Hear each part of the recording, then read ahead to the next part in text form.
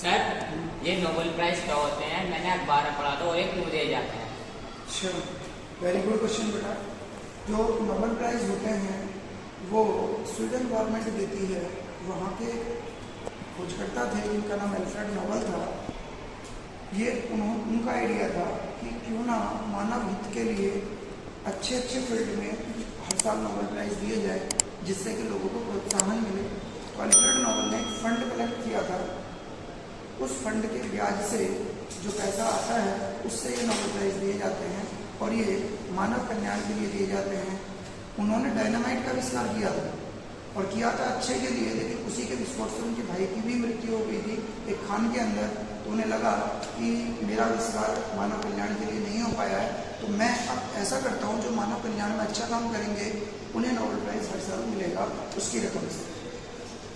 और कोई सर ये मानव कल्याण क्या होता है? अच्छा, मानव कल्याण जब भी कोई मानव पर त्रासदी आती है, मानव पर कोई आपदा आती है, जैसे कोरोना आया था 2019 में, तो मानव को बचाने के लिए जो व्यक्ति सर्वश्रेष्ठ प्रयास करते हैं या दो देशों के बीच युद्ध होने वाला हो उनके बीच कोई शांति कराने का काम करता है, तो ये मानव कल्याण ही हुआ।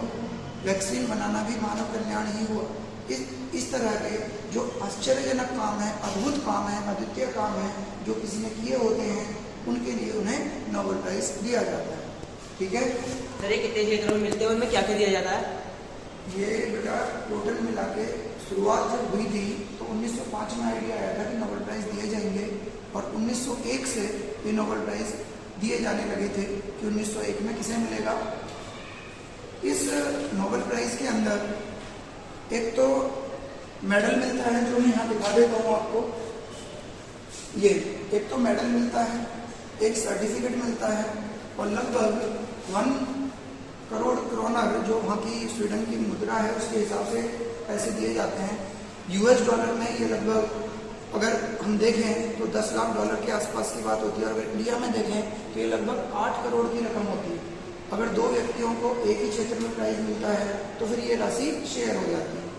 बात समझ में आ गई? इसमें क्या क्या मिलता है और किसी को कुछ सर ये क्या भारतीय को भी मिल चुके हैं? सर ये क्या भारतीय को भी मिल चुके हैं? हाँ बेटा, ये भारत वालों को भी मिल चुके हैं। अगर हम देखें तो कुल 9 भारतीयों को अब तक मिले हैं। सबसे पहला नोबेल पुरस्कार रविंद्रनाथ टैगोर को उनकी लिखी गई पुस्तक गीतांजलि के लिए मिला 1913 में, जिन्हें हम गुरुदेव भी कहते हैं। तो उन्हें भारत का पहला नोबेल पुरस्कार मिला था। और अगर हम जल्दी में देखें तो 2019 में अभिजीत बनर्जी जिन्हें इकोनॉमिक्स में नोबेल पुरस्कार मिल चुका है, तो ये 9th नंबर पे नोबेल पुरस्कार मिल चुका है। और पूछिए किसी को। सर 2023 में अक्टूबर का फर्स्ट वीक चल रहा है, तो इस बार कितने मिल चुके होंगे? अच्छा बेटा, नोबेल पुरस्कार हर साल अक्टूबर के फर्स्ट वीक में डिक्लेयर होते हैं। जैसे इस बार 2 अक्टूबर को मेडिकल साइंस का नोबेल पुरस्कार मिला और वो नोबेल पुरस्कार पाने वाले एक महिला थी और एक पुरुष थे। अगर हम इसे देखें तो मेडिकल साइंस में Nobel prize in medical science, medical science में Nobel prize, medical science Nobel prize, इसमें 2 लोगों को नोबेल प्राइज मिला है और ये 2 लोग हैं। अगर आप देखें तो ये एक तो है हमारी महिला है जिनका नाम है कैटलिन कारिको। ये नागरिक तो फिलहाल वर्तमान में यूएसए की हैं और लेकिन ये हंगरी की पैदाइश है। दूसरे हैं ड्रू वाइसमैन। इन लोगों को नोबेल प्राइज मिला। इन्होंने 2019 में कोरोना के टाइम पर मैसेंजर आरएनए जिसे mRNA कहा जाता है उस तकनीक पर आधारित वैक्सीन बनाई जो साल भर से भी कम समय में बनके तैयार हो गई। इतनी तेजी से उन्होंने वैक्सीन बनाई जिससे लाखों लोगों की जान बची। तो ये काम कैसा हुआ? मानव कल्याण का हुआ या नहीं हुआ? तो नोबेल कमेटी ने जो स्वीडन में बैठ के जांच करती है उसने पाया कि इस बार का नोबेल प्राइज इन दोनों को आराम से मिल सकता है। किसी को और कोई क्वेश्चन पूछना? सर ये mRNA टेक्नोलॉजी क्या है और ये कैसे काम करती है? वेरी गुड, बड़े क्यूरियस हो आप लोग। तो mRNA टेक्निक जो है वो आरएनए का ही एक रूप है, मैसेंजर आरएनए। वो कैसे काम करती है? जब हमारे शरीर पर कोई वायरस या बैक्टीरिया आक्रमण करता है तो ये तकनीक हमारी बॉडी में सेल होती है छोटी छोटी, उन सेल्स को आदेश देती है प्रोटीन बनाने के लिए। और हमारी बॉडी का जो प्रतिरोधक तंत्र है, इम्यून सिस्टम, उसे प्रोटीन की जरूरत पड़ती है और वो प्रोटीन बनवा देती है mRNA टेक्निक हमारी सेल के थ्रू। जितनी प्रोटीन चाहिए उतनी प्रोटीन इम्यून सिस्टम को मिल जाती है और इम्यून सिस्टम और मजबूत हो जाता है और वो बैक्टीरिया वायरस को किल कर सकता है, जिससे हमारी बॉडी क्या रहती है, सुरक्षित रहती है। Very good. और सर मेडिकल साइंस में कितनी महिलाओं को मिल चुका है? मेडिकल साइंस में देखें तो अभी तक कुल 12 महिलाओं को मिला था और ये देखें कैटलीन कारिगो, तो ये 13वीं महिला है जिन्हें मेडिकल साइंस में क्या मिल चुका है, नोबेल प्राइज मिल चुका है। अब तक कुल नोबेल पुरस्कार पाने वाली 61 महिलाएं हैं और अगर 2 अक्टूबर से आगे की बात करें तो एक और महिला को मिल चुका है 3 अक्टूबर में, तो टोटल 62 हो चुकी है। और कोई तो इस बार फिजिक्स में किसे नोबेल प्राइज मिला है? दोबारा पूछो। तो इस बार फिजिक्स में किसे नोबेल प्राइज मिला है? फिजिक्स का नोबेल प्राइज इस बार 3 लोगों को मिला है संयुक्त रूप से।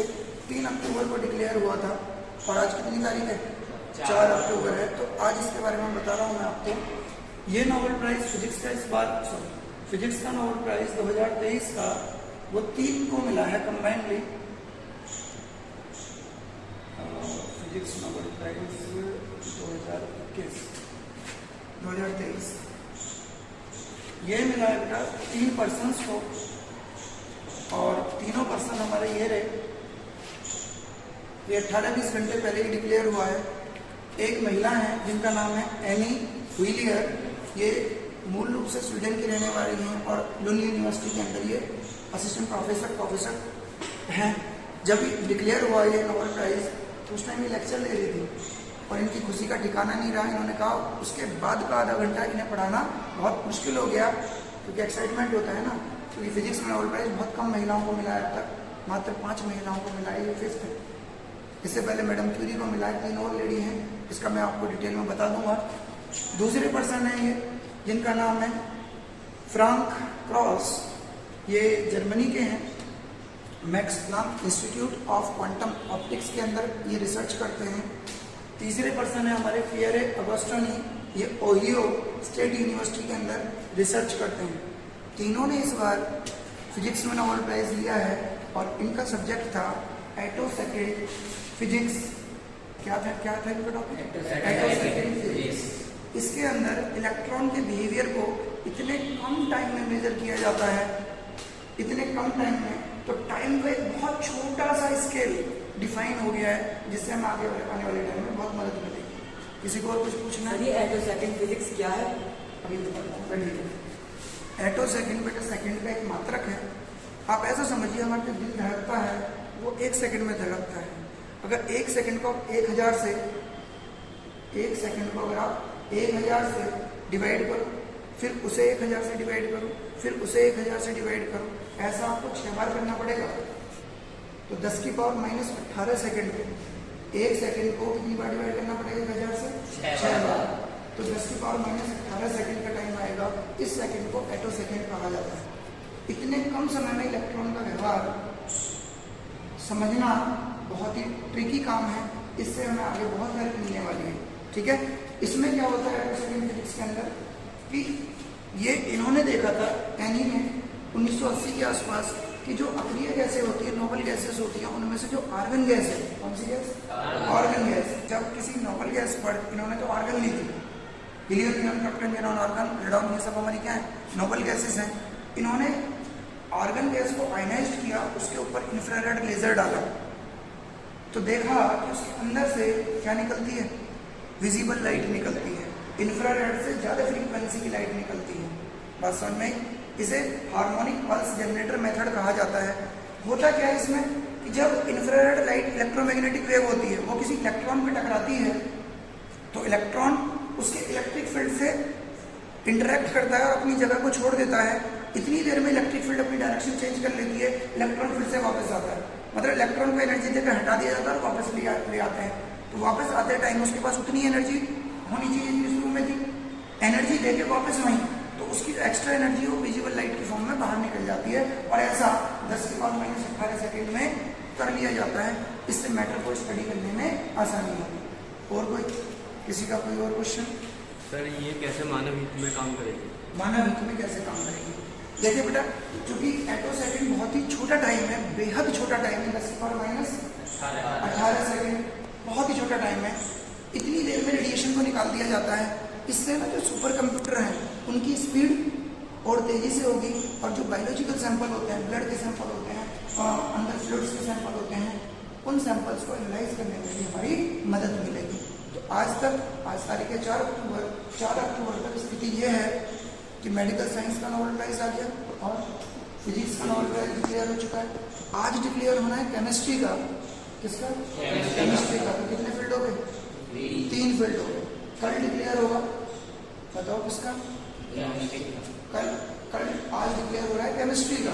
कल किसका डिक्लेयर होगा? लिटरेचर का। फिर किसका डिक्लेयर होगा? पीस का, 5 और 6 तारीख में। और फिर एक बचेगा इकोनॉमिक्स वाला, वो 9 तारीख को डिक्लेयर होगा। टोटल 6 फील्ड में क्या होता है? नोबेल प्राइज मिलते हैं, जिसमें से 5 फील्ड का प्राइज स्वीडन गवर्नमेंट देती है, 1 फील्ड का प्राइज नॉर्वे गवर्नमेंट देती है, और 1968 से economics for Nobel prize start हुआ। बात समझ में आ गई? बहुत बड़ी रकम है बेटा। कितनी? लगभग 8 करोड़ रुपये, जो कि टू मच होती है और हर साल दिया जाता है। और सम्मान को ध्यान रखने में होता है। ठीक है, तो आप लोग भी कोशिश करो, ऊपर वाले से दुआ करो कि हम लोग भी अच्छी जगहों पर पहुँचे और भारत का भी नाम रोशन करें। Thank you very much.